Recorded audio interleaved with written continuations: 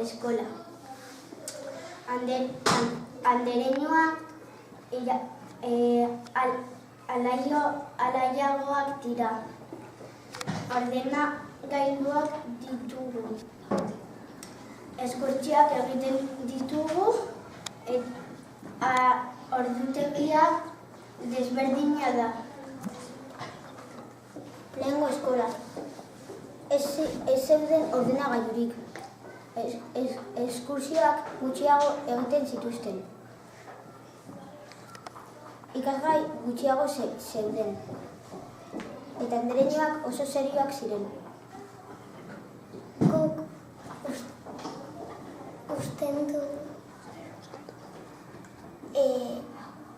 oraingo eskola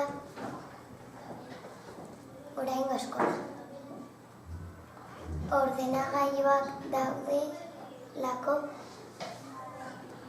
eskurtsioak egiten ditugulako, eta andereñoak